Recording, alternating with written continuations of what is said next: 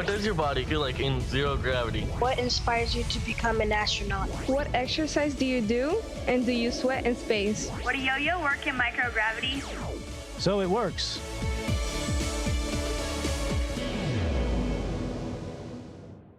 I enjoyed teaching different subjects because it was an opportunity to learn about different things. I always thought that was one of the greatest deals about teaching is you get to learn alongside students.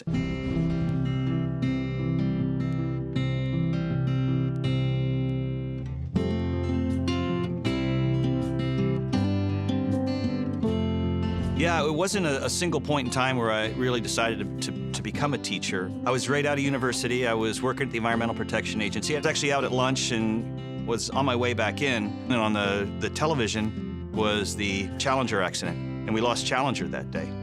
But I guess having a teacher on board that mission was very personal. Everyone knows a teacher.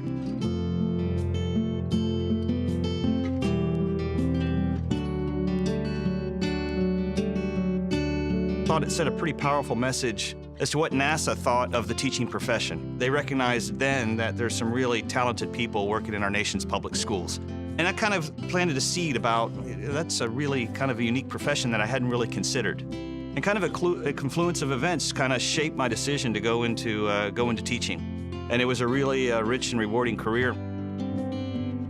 Well, there's a lot of things I'm looking forward to going to the International Space Station. One, I got to help build it, and now I get to go live and work there. You may know Joe Acaba is currently on the International Space Station, and he and his crewmates have been doing some demonstrations from orbit, demonstrating STEM subjects from the International Space Station, which is a fantastic platform for education. Going back to the Challenger mission, I've always kind of wondered what was Krista going to do while she was up on orbit. And that mission, unfortunately, was never completed. But we're going to have the opportunity with our crewmates to kind of bring that mission full circle. And we're going to actually conduct some of Krista's lost lessons that never had the opportunity to do because of the Challenger tragedy. To me, it's for our nation. It's really important that wasn't lost. Free of gravity, the demonstrations in physics, the principles surrounding gravity are really easy to demonstrate in fun ways. So I'm hoping that we can package up some nice stuff that teachers can use as a resource long after we're home and long after the mission's over, that the education and the tie into the space station will continue. Hi, my name is Ricky Arnold. I'm a classroom teacher and a NASA astronaut. And I'm getting ready to go to the International Space Station again to fly as part of the crew of Expedition 55 and 56.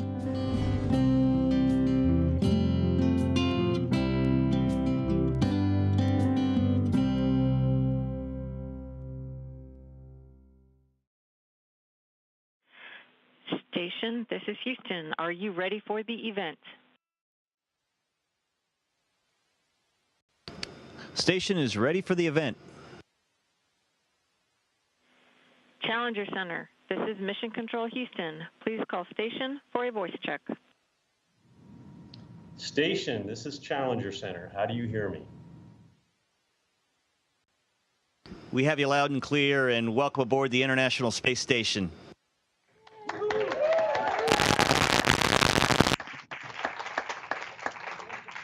Hi, Ricky. I'm Lance Bush, President and CEO of Challenger Center, and I'm here today with the annual gathering of all our educators. We want to thank you for making the request to reach into our archives and take Krista McCall's lessons plans to their planned destination, space. You are carrying forward the spirit of the legendary crew of Challenger 51L and helping complete one of their main missions to engage and inspire the next generation. To introduce this project, which is a collaboration with NASA, we are privileged to have NASA's Associate Administrator for Education, Mike Kincaid. Mike? Thanks, Lance. Hey, and thanks, Ricky. Ricky, you look great on the TV. We can see you down here, so thanks for joining us today. You were really kind of, as people watching this at home, they saw that this is really a passion of yours, this partnership that we have with Challenger Center. So thank you for the work that you did to make this possible. You know, when I think back on the tragedy that happened back in 1986 and what we've been able to turn that into, it's just amazing to think about. And when I think about the Year of Education on Station that you and Joe Acaba have been delivering to educators and students around the country, what a great thing. And so thank you for the passion and energy that you put into it. And I hope that people will have a chance to watch this. And with that, we're going to get right into our first question. Oh, actually, Ricky, you had a few words to say. Earlier this year, my colleague and friend, fellow teacher and astronaut Joe Acaba announced his collaboration with the Challenger Center to complete some of the lessons developed for the Challenger mission that Krista was supposed to deliver during that mission. And today I'm here to announce that the first one of those lessons, chromatography, is ready to roll out. As a science teacher, I am here wrapping up a year in education on station because of that Challenger mission and because of all the folks involved in the Teacher in Space program and the people who kept that dream alive. And it's an incredible honor for me to play a really small part in bringing this part of the mission to completion. And with that, I'm ready for some questions.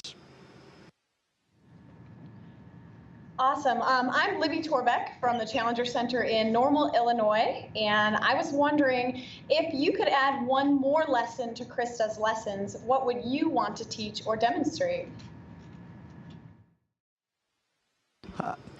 I think the thing that everyone wants to share rather than teach once they get to space is the beauty of our planet. And I am sure the crew of Challenger, when they were to return to Earth, that would have been a huge part of the post-flight experience. Would have been just sharing the beauty and the fragility of our home planet. What a really special place it is.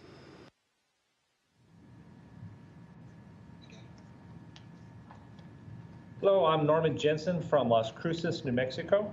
And was there anything about your life on the space station that your NASA training did not prepare you for?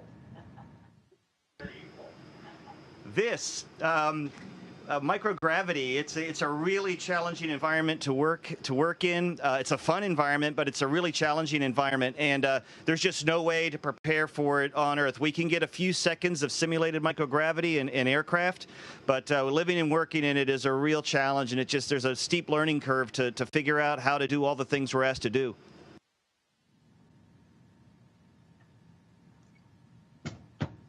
Hi, my name is Tasman Front. I'm from the Challenger Learning Center in St. Louis. And my question is, what has been the most memorable part of your mission so far? There's been a lot of highlights. Launching into space is always a lot of fun. I've been fortunate. I've been able to do a couple of spacewalks, which was also were all really special experiences.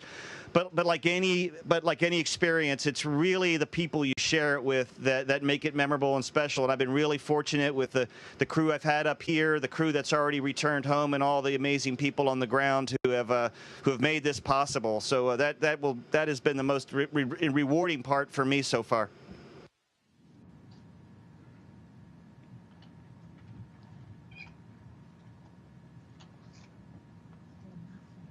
My name is Kaya from Songam Space Center in South Korea. My question is, how often can you talk with your family and friends? Yeah, I think the question was, it was a little difficult to hear. How often do you get to talk to your family and friends? And family I get to talk to almost every day, and friends a little less frequently. I get a video conference once a week with my family, which is a real treat. But they do a really nice job of helping us stay connected to our friends and family back home.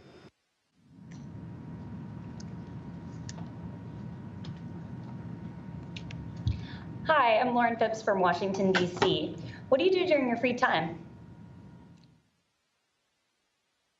We don't have a lot of free time, but when we do, I like to spend time looking out the window, taking pictures, calling home to friends and family, and reading.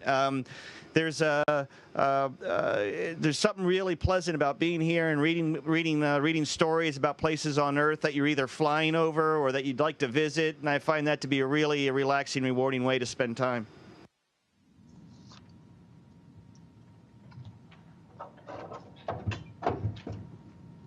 Hi, Ricky. This is Jennifer Becerra from San Antonio, Texas.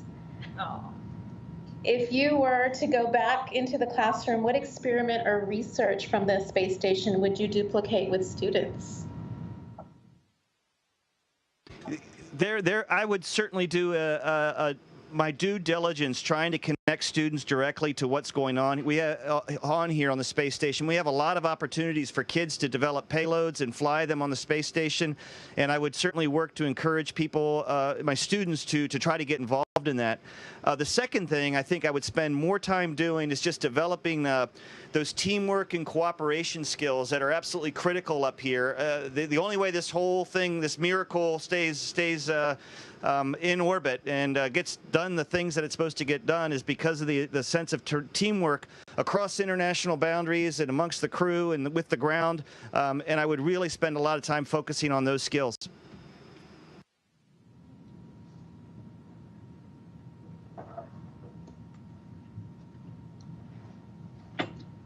Nick King from West Lafayette, Indiana. What technologies on the ISS could be utilized in today's classrooms? I just mentioned a few a second ago with payloads, and there's some obvious ones like EarthCam. There's opportunities for students to actually take photographs of locations on Earth that are of geologic or other interest. Something as simple as a ham radio contact. Serena and I talk to students all the time via the ham radio, school ham radio clubs.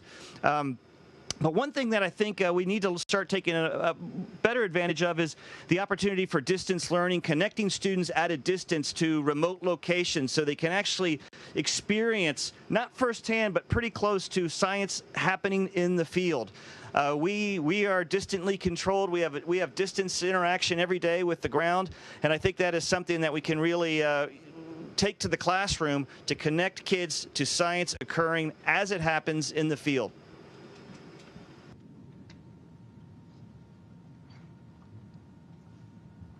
Hi, I'm Isul from Songham Space Center in South Korea.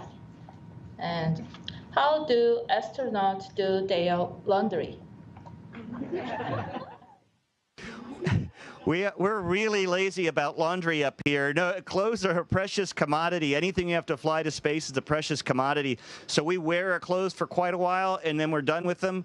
We put them in a bag, we put them on a cargo vessel, and they burn up as they head back into the atmosphere. So at some point, if you happen to see maybe a meteorite streaking through the sky, it might be something that someone up here wore at some point in time.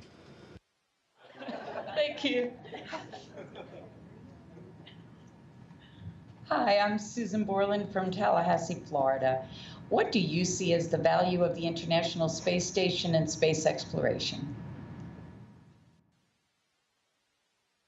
The latter, exploration, when you set difficult challenges for yourself to achieve, and that's what we've done with the International Space Station, you got to go into it knowing you're going to learn just by taking on the challenge. And to me, setting those posts out in the future, those goals of places we're going to go, the things we learn on the way to achieving that goal, it's really hard to measure until you look in the rearview mirror and you say, well, this is how we got here.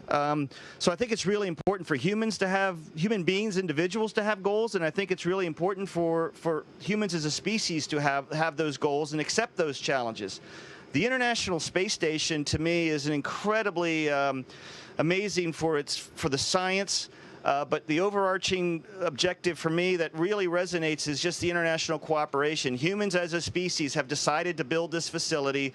We put political differences aside and found a higher plane of agreement here in low Earth orbit. And to me, that's really one of the remarkable achievements of the International Space Station, and really the legacy the ISS is going to leave to future generations, in my opinion. Thank you.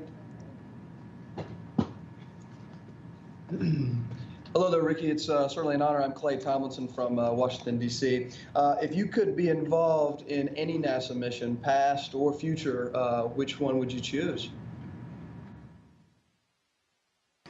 It would be hard to top the one I'm on right now, just because of the people I'm with, the people on the ground I get to work with, and the challenges we've had in this mission in terms of a really busy schedule. It's been really rewarding to work through all those things. But I tell you, I don't know that there's any astronaut that I know that wouldn't put a lot aside to have an opportunity to walk on another planet, either the moon or Mars or one of those great voyages that are out there in our future. Very good. Thank you.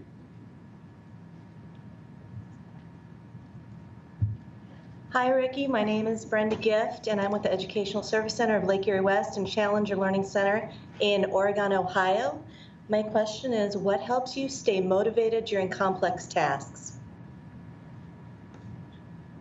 It's a great question because not only is some of our tasks really complex, but the schedule of our day is also complex. And what helps me stay motivated is the sense of purpose of our mission, the team here that I'm working with, and the people on the ground that just make it all possible. When you're having a hard day and you're focusing on something that's really complex, having that level of human interaction and support has been really wonderful.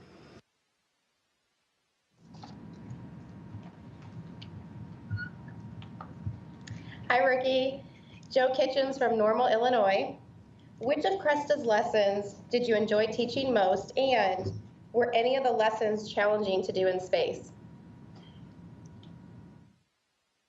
I enjoyed them all. The one I enjoyed the most was the Newton's Laws, which we just filmed over the weekend, and I enjoyed that because it's so intuitive here to share those three really fundamental principles of motion with students. And I got to film it with one of my crewmates, Serena, who's working across the module here. I was hoping she could drop in and say hello. So I really enjoyed that. Anything with a liquid up here is really challenging. Anything I had, there's one we did on effervescence, another one with oil and water. And water, particularly as a polar molecule, just behaves really strangely in space. It's hard for us to manage. It's really hard even for our payload developers and the PIs who are doing science up here. One of the biggest challenges is just dealing with liquids and the way they behave up here. Thank you so much.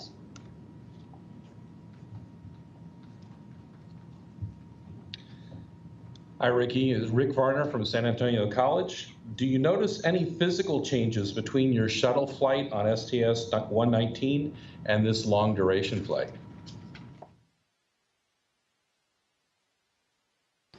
I'm assuming you mean physical changes in myself. Is that where I'm assuming that's what you mean? Yeah, maybe. And I think part of it is just because of the fact we're up here a much longer time, and I notice sometimes I get the sensation of pressure in my head because of the way fluids even behave in our body.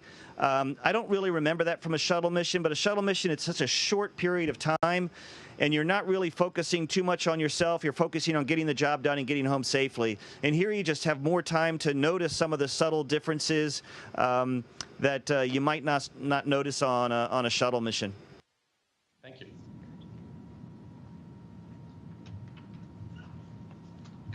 Hi, Ricky. I'm Jerkita Ray from the Howard B. Owens Science Center and the Challenger Learning Center in Lanham, Maryland.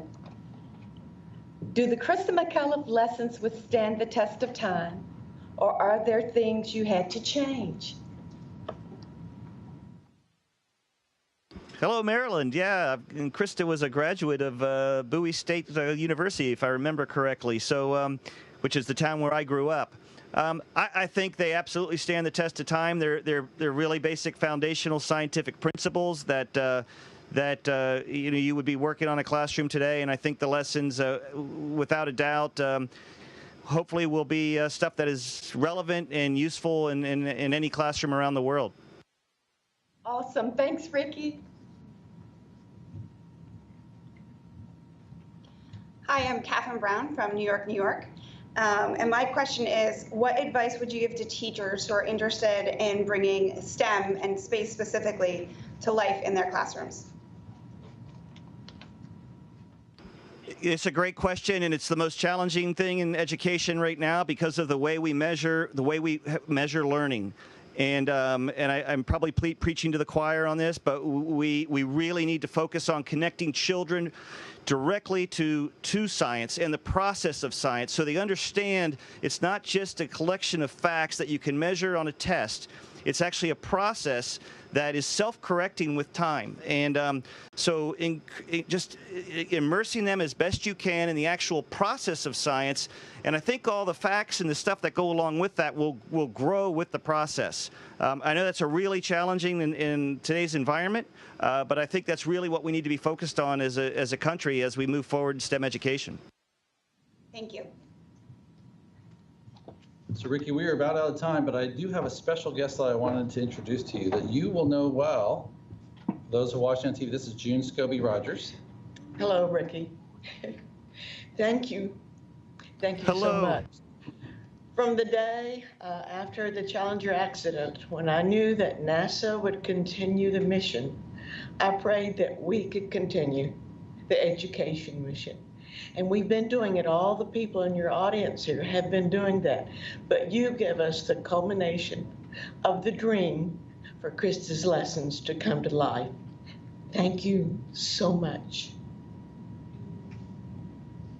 Well, it's been my honor to be a part of that, and my next job is to hand the baton off to the next educator astronaut, the next teacher turned astronaut, and I think it's really important that that continues. So thank you very much, and thanks to all the people who kept the dream alive. Thanks, Ricky. So Ricky, with that, I think that's a great place to let you go back to work. We're about to show the video on NASA TV. The first time people have seen this video. I know I have not yet seen it. I'm looking forward to seeing it. Thank you for your passion and for your possibilities to make today possible. Thanks, Ricky. My pleasure. Thank you for all that you folks do, the Challenger Center and teachers around the country and around the world, all they do to make a brighter future for all of us. It's much appreciated, and everything you do is incredibly valuable.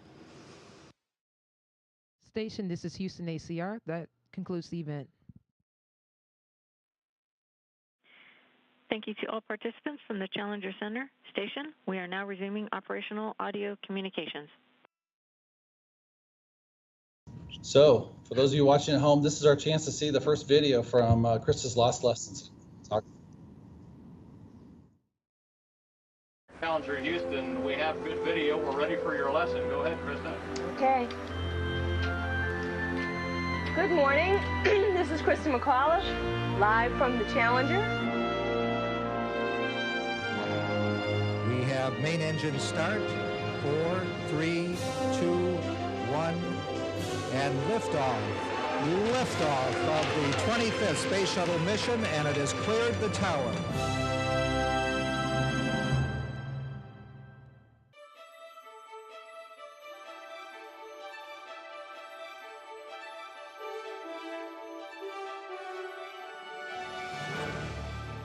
We've come a long way from the Wright brothers plane to the shuttle. We're planning on doing this.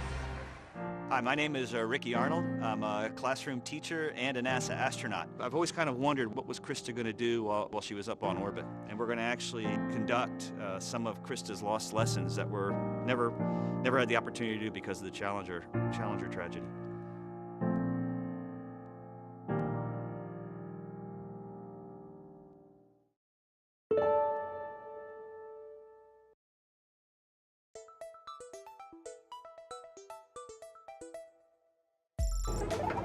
Hi there, my name is Ricky Arnold, and I'm living and working on the International Space Station as a part of Expedition 55.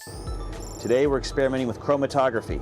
Chromatography is a technique for the separation of a mixture into its individual components. Let's go ahead and get started. We have a mixture, this black spot, on a piece of chromatography paper. We want to see what different components of light make up black. So we're putting the water onto this end of the chromatography paper to see how the ink separates. Water is a universal solvent and should help separate the spots into colors. What do you think is going to happen? Talk about it with your classmates. All right, now let's see what happens. I'll go ahead and add some water. Here's the first one. Water is going ahead and creeping up the chromatography paper. You can already start to see not much separation here.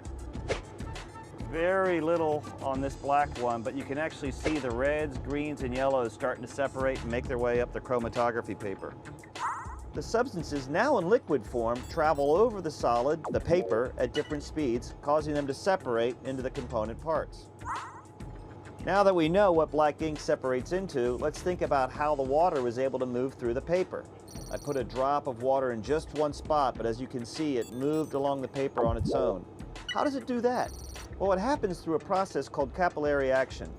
Capillary action is when a liquid like water moves upward due to its cohesive and adhesive properties. In other words, water molecules are able to essentially stick together and stick to one another, which is cohesion.